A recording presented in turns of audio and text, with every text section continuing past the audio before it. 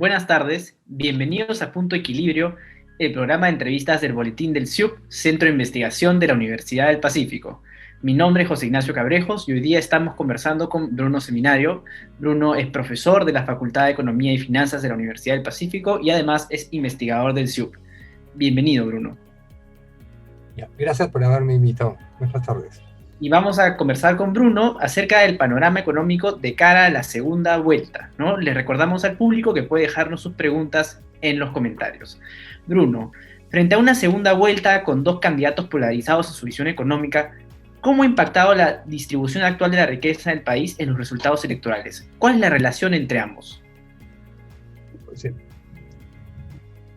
la distribución regional del ingreso en el país siempre tiene consecuencias sobre los resultados electorales.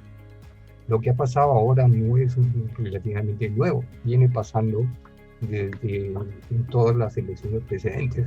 En todas las elecciones presentes hemos tenido exactamente las mismas sorpresas.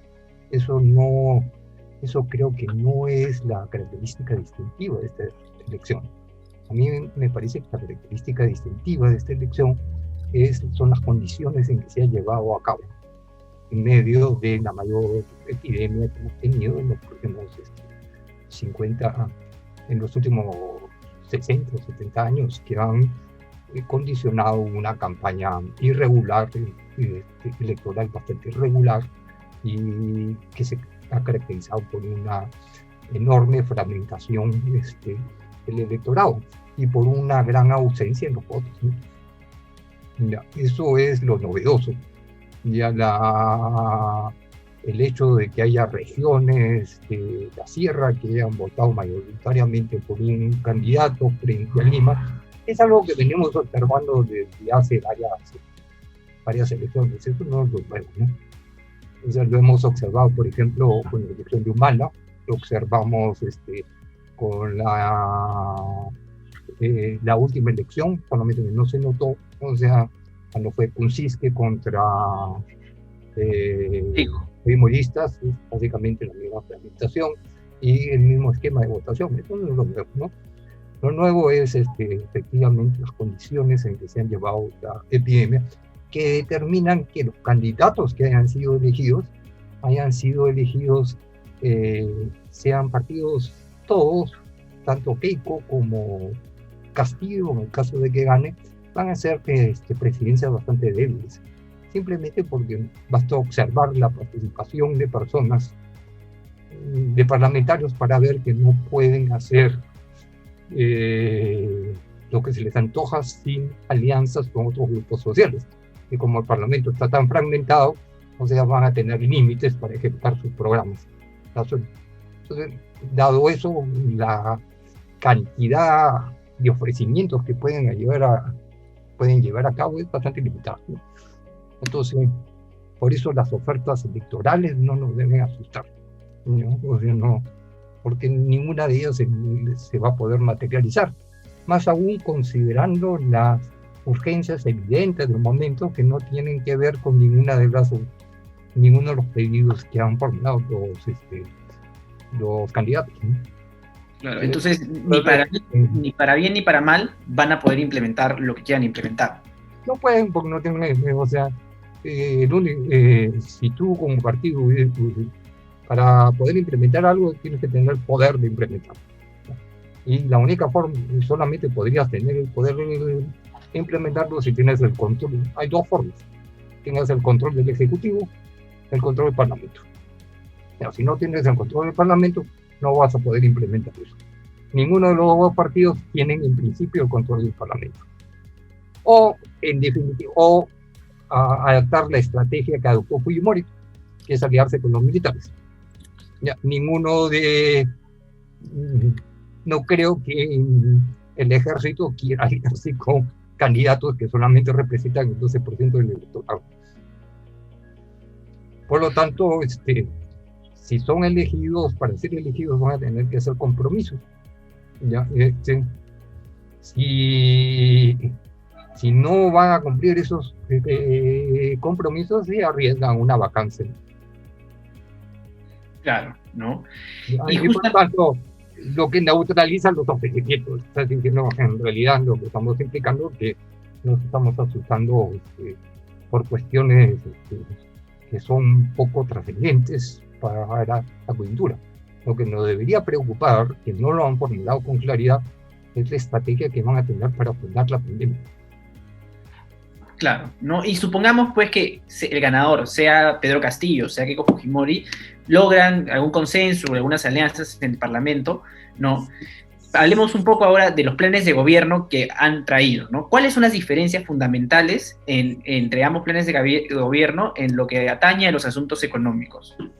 En realidad, en ninguno de los planes de gobierno, ni el de la señora Fujimori, ni el de el señor Castillo, tienen una formulación clara de los planes económicos.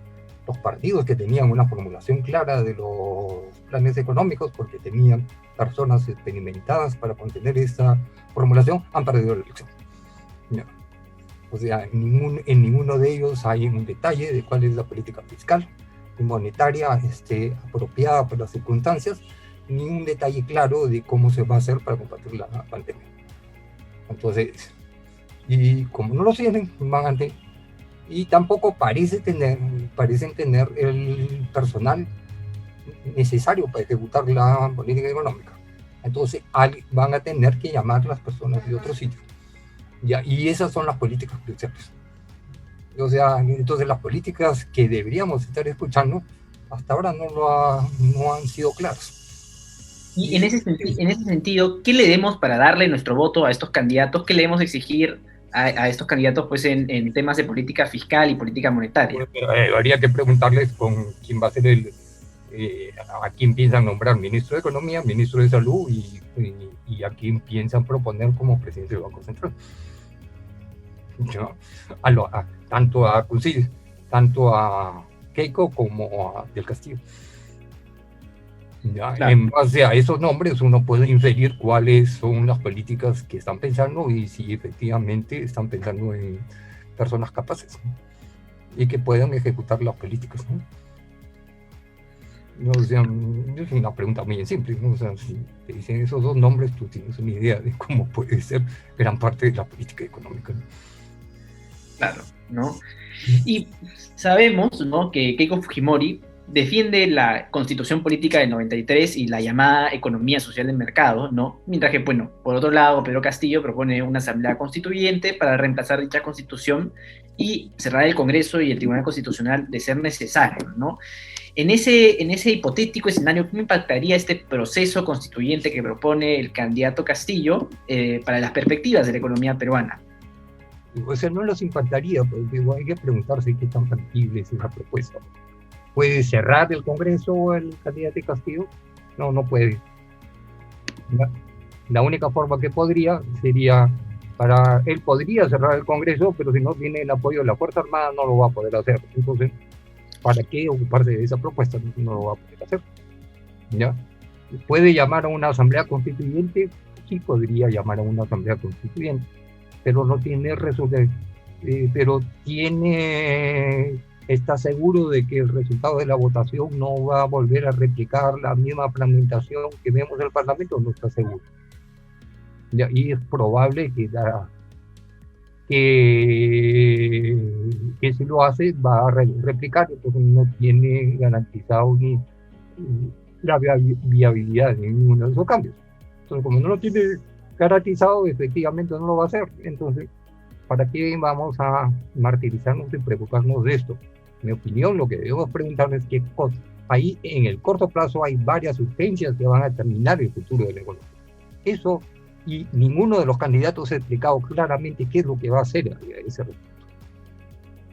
Y cómo va a administrar el curso de la política fiscal, la política monetaria y la recuperación económica en los próximos 3 o 4 años.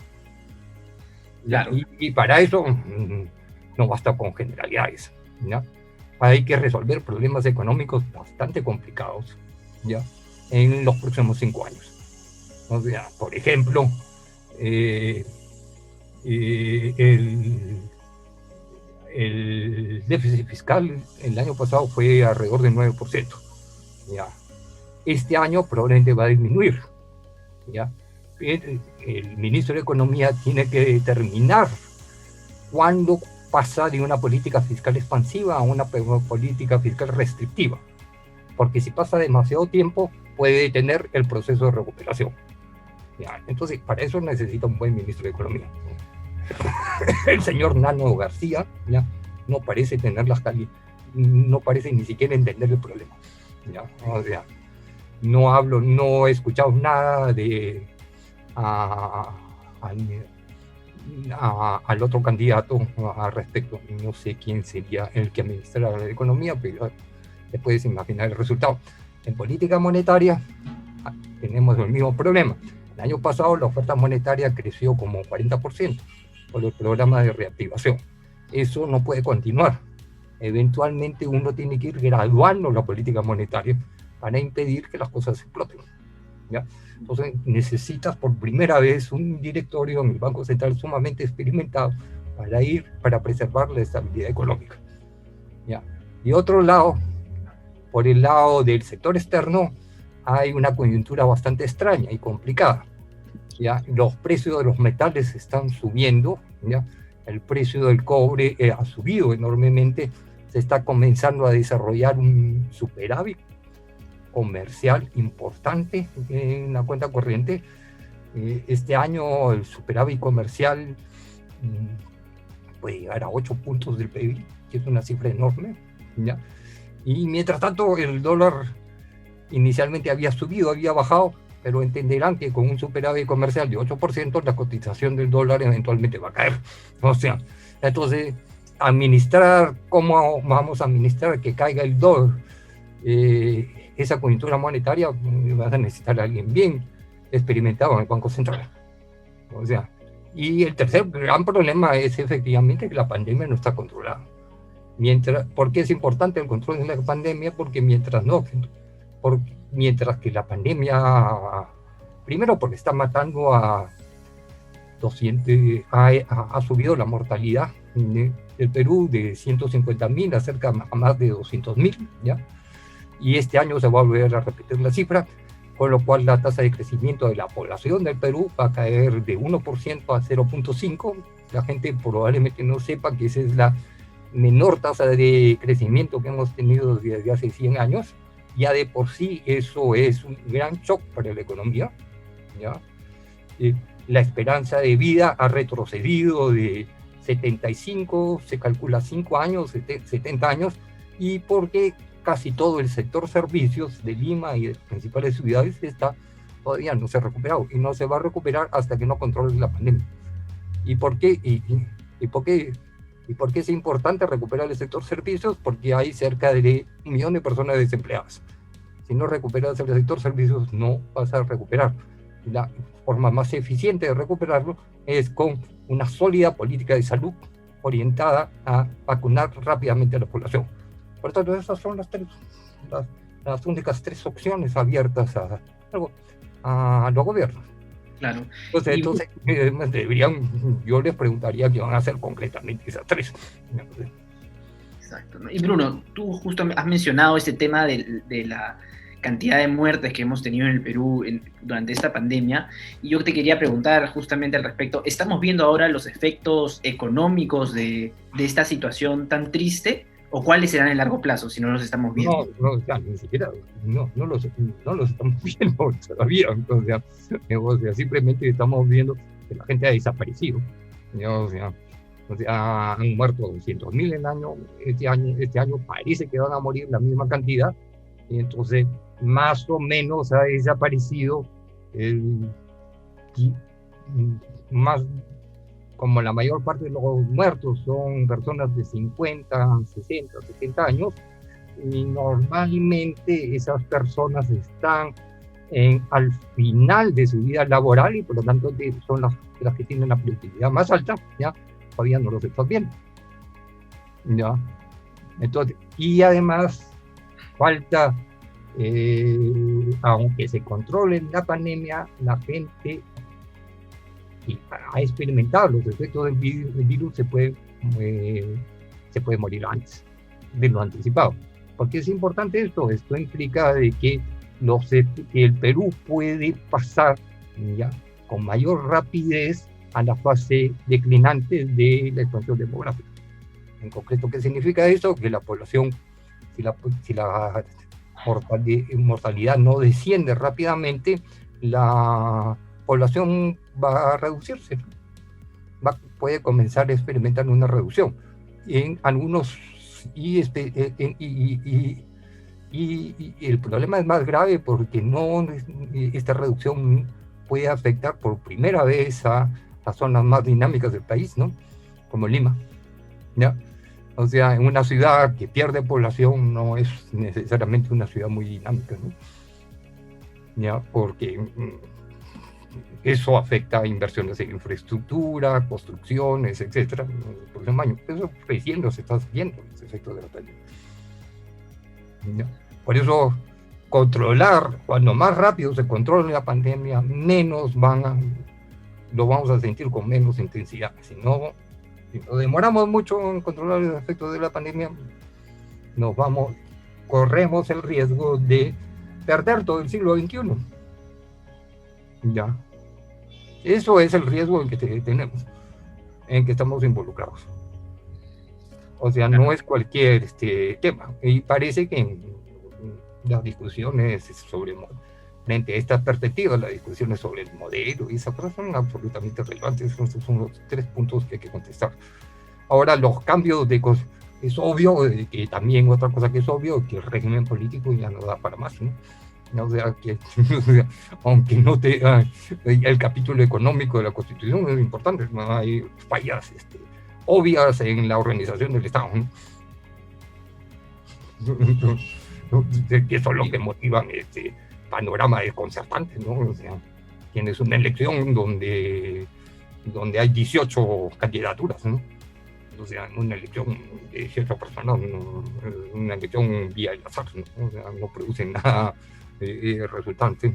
O sea, aquí hay que cambiar, no solamente orientarse en la parte económica, que hasta cierto punto es adjetivo, porque esa cosa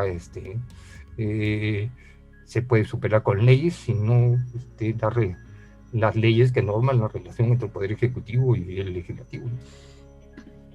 Claro, y justamente tú bien has mencionado que hay que recuperar y vencer a la pandemia, ¿no? El plan de vacunación para poder recuperar la economía, ¿no? Con pandemia, pues, la economía no se va a recuperar. Y en ese sentido, ¿te parecería que tal vez tendríamos que imponer una cuarentena, perder, digamos, dinero en este momento, pero a la larga, pues, ganar, ¿no? Yo no soy especialista, en salud. O sea, a mí me parece que lo sensato es tratar de aumentar lo más rápidamente posible la velocidad de la vacunación. Uh-huh. No me atrevo a decir si es conveniente reimponer o que podemos poner una cuarentena para suprimir el impacto de la pandemia, ¿no? O sea, eso sí tendría que preguntarle a un epidemiólogo. Yo no soy epidemiólogo. Claro. Lo que parece obvio es que no te puedes demorar 3 años en vacunar a las personas, ¿no? Sí, pues sí.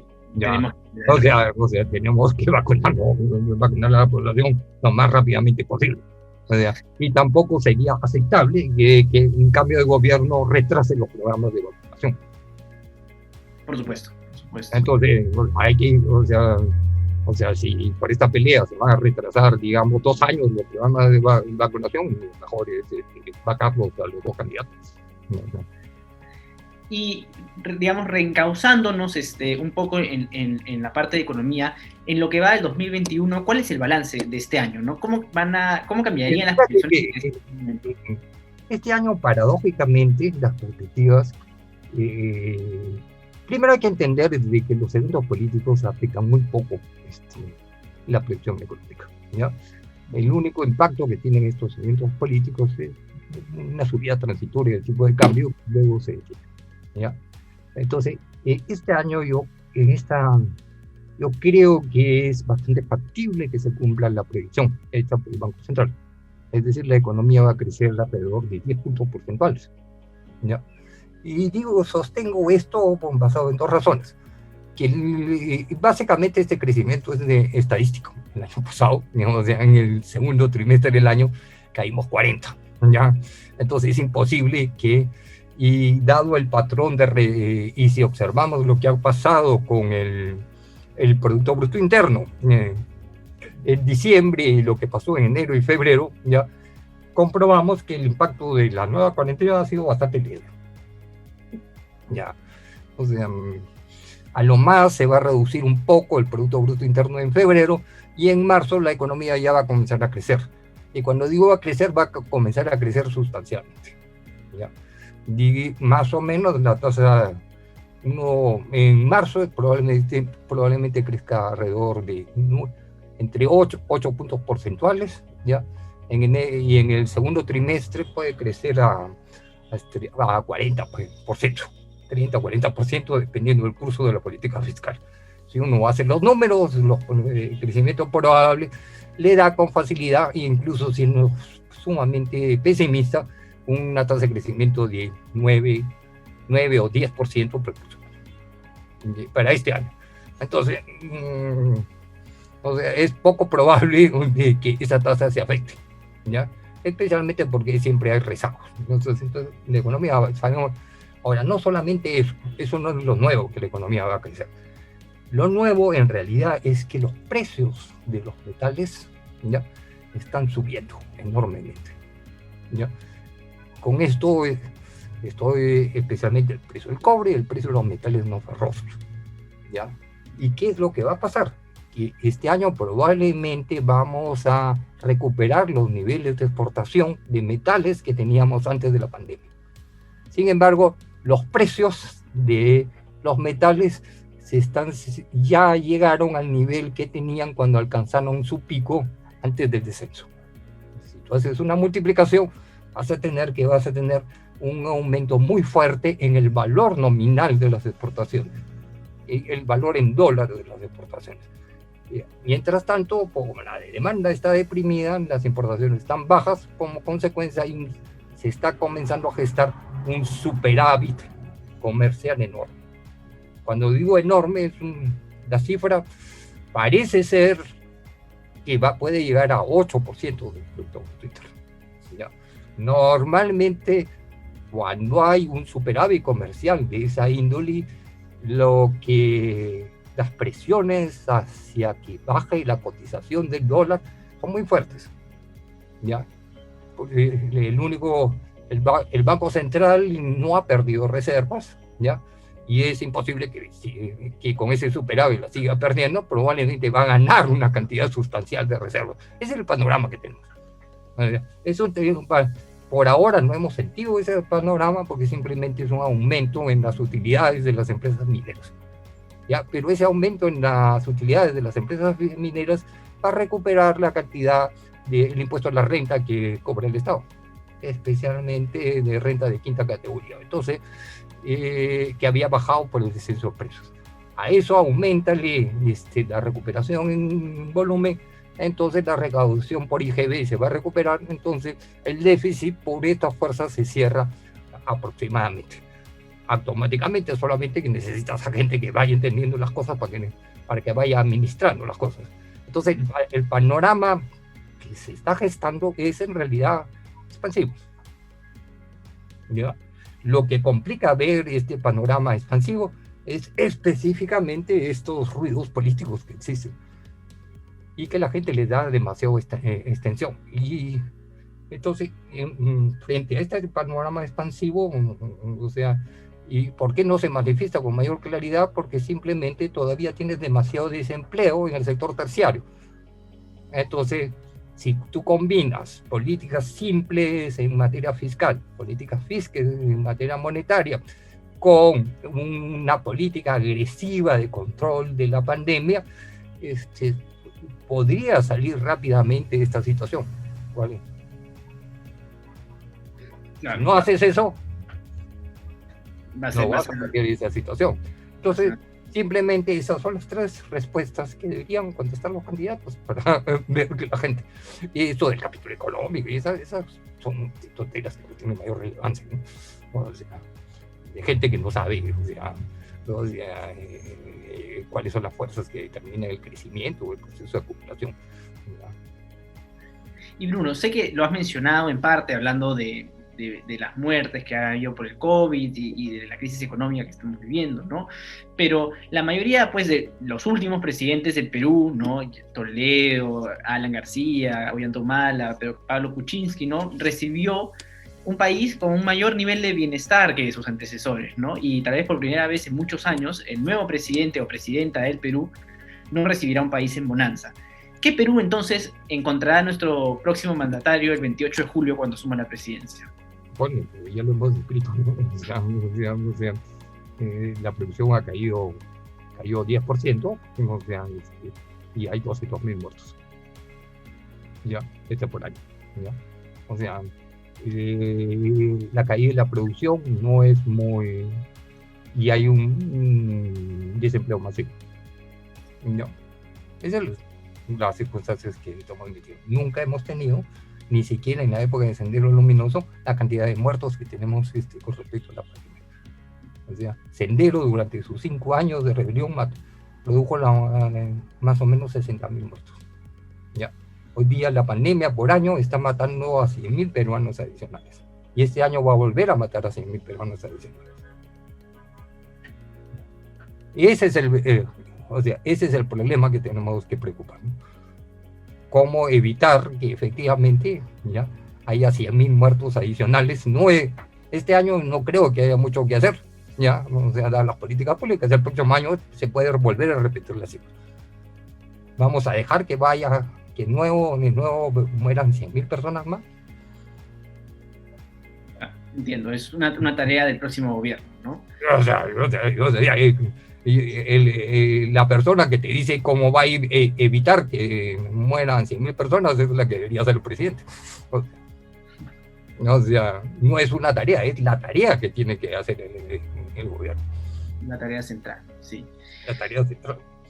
No, tenemos una pregunta del público, y justamente hablando del panorama expansivo que tú mencionabas, de los metales con mayores precios, ¿no? Y el público, nos preguntan desde el público, ¿este panorama expansivo se va a traducir en generación de empleo, que es la forma más cercana de bienestar económico para las personas? Y inicialmente no, o sea, porque, obviamente, cuando les he dicho que hay un panorama expansivo en el sector externo, por ahora, o sea, no se combina con un aumento en el volumen exportado. Entonces, sino con un aumento en el valor de las exportaciones y con un fuerte aumento en las utilidades de las personas que hacen esas exportaciones.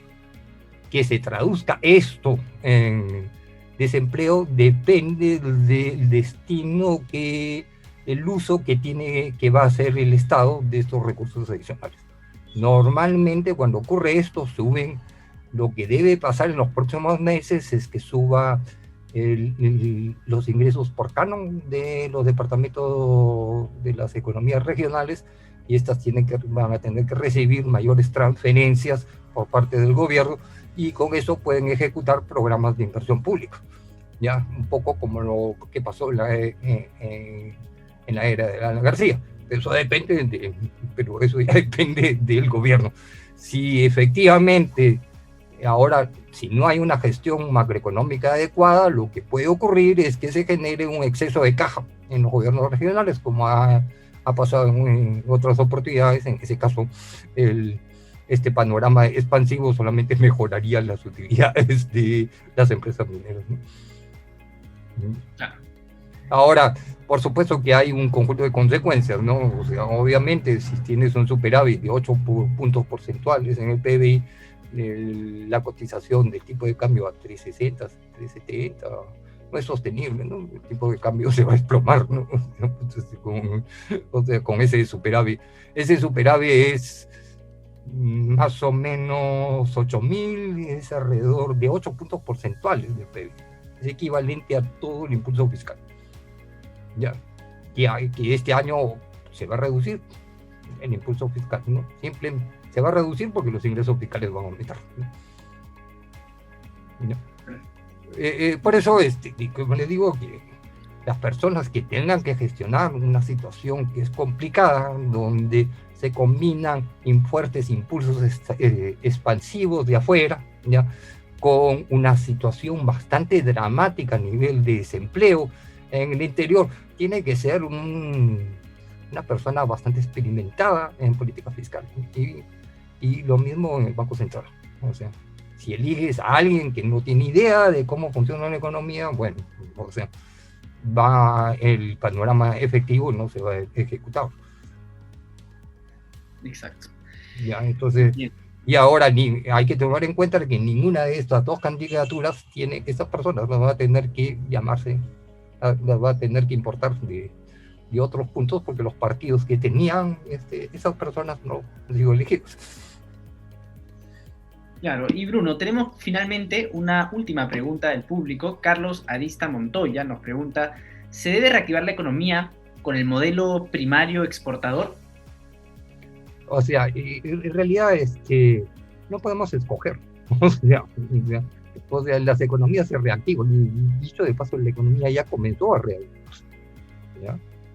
Solamente que todavía, o sea, para entender que la economía ya comenzó a reactivarse, hay que ver las cifras mes a mes, no año a año. ¿Ok? Ya. Lo que pasa es que en diciembre la economía ya había alcanzado en varios sectores, alcanzado o superado el nivel que tenía después de la pandemia. Solamente que ahorita, en este momento, el proceso de reactivación es sumamente desigual en los otros sectores. ¿Ya? La pandemia no ha afectado uniformemente a todos los sectores. ¿Ya? Hay sectores que han crecido, cuya producción ha aumentado en plena pandemia, sectores que no han caído y sectores que han descendido y que no se han recuperado. El gran problema que tenemos es que los sectores que han crecido o que ya se han recuperado generan muy poco empleo. Y los sectores que están rezagados y que no han crecido, que son la mayor parte de las pequeñas empresas que están en el sector terciario, todavía no se han recuperado. Ese es el problema que tenemos. O sea, no. Entonces, lo que hay que hacer es cómo provocar el crecimiento del sector terciario. Y ese sector no va a poder crecer si no controlamos la pandemia. Ya, o sea, porque ¿cómo vas a abrir los restaurantes? ¿Por qué? Porque es muy simple. O sea, la mayor parte son comerciantes, ¿ya? Gente que tiene restaurantes, gente que se dedica al turismo. ¿Cómo vamos a tener turismo, restaurantes, etcétera, en plena con 200.000 muertos? O sea, sí, pues. Ya, sí. Entonces no es cuestión, o sea, esa pregunta de si es primario exportador, no primario exportador, o sea, no es en ese momento oportuno planteárselo. O sea, no podemos elegir en este momento, porque si no, eso no solucionaría el problema del desempleo. Y Bruno, tenemos una última pregunta del público, nos pregunta Nancy, según sus estimados, ¿cuándo podríamos recuperar la senda de crecimiento económico, llegar a niveles pre-pandemia, en PBI, por ejemplo? Es lo que en el PIB global, probablemente no este año vamos a, este año todavía vamos a estar, dependiendo de la proyección que elijas, 6%, ahorita no tengo en la mente, probablemente si siguiéramos creciendo al ritmo que hemos estado creciendo, hacia finales del 2022, en promedio, la mayor parte de los sectores. En los sectores más afectados, hasta el 2023. Ya. ¿Cuáles son los sectores más afectados? Los que dependen de los aeropuertos, turismo, conectividad, ¿no? O sea, porque más o menos eso va a depender de la fecha, se puede acercar más dependiendo de la velocidad, ¿ya?, con que controlemos la pandemia. Porque además son sectores intensivos en mano de obra, ¿no? Bueno, es todo el sector turismo, ¿no? ¿Ya? Entonces, para que regresen, fíjate, recibíamos 3 millones de turistas. ¿Ya? Ahora la cifra no llega ni a 100.000. ¿Ya? Entonces, la única forma de que se recupere todas las industrias ligadas al turismo es que efectivamente vuelvan a crecer el número de visitantes que hay en Perú. ¿Ya? Y solamente van a poder crecer si efectivamente controlamos la pandemia. Si no hacemos eso, bueno, o sea, todas las personas ligadas a eso se van a tener que dedicar a otra cosa, ¿no? Por ejemplo, Cusco, por ejemplo, que es una economía altamente dependiente del turismo, debe estar en grandes problemas, ¿no? O sea, si no controla la pandemia, va a tener que reestructurar su economía. Yo no creo que Cusco tenga necesidad de reestructurar la economía, más simple es controlar la pandemia. Claro. O sea, entonces, por eso yo le digo que o sea, el problema urgente es la pandemia, para poder recuperar con el control de la pandemia, la creación o la facilidad de empleo, la economía vuelve a una situación casi normal, y entonces el empleo perdido con una política fiscal ligeramente expansiva se recuperaría con facilidad. Siempre y cuando no venga alguien a decir de que tiene que reducir el gasto público, ¿no? Claro. Porque eso reduciría, porque eso implicaría reducir el gasto público en salud, ¿no? O sea, si reduces el gasto público en salud, el daño que harías en la economía sería peor que en la política fiscal. Sí, así es. Parece pues todos los caminos nos llevan a tener que arreglar la pandemia y superarla para poder recuperar la economía. Sí. Ha sido Bruno Seminario, profesor de la Facultad de Economía y Finanzas de la Universidad del Pacífico, investigador CIUP. Muchas gracias, Bruno, por esta entrevista tan interesante y tan edificativa. Realmente yo creo que todo el público se ha quedado muy, como yo, bastante anonadado con todos estos datos. Y esperamos tenerte pronto nuevamente con nosotros. Y a todo el público, por favor, estén atentos a nuestras redes sociales, que próximamente tendremos más para ustedes. Muchísimas gracias, Bruno.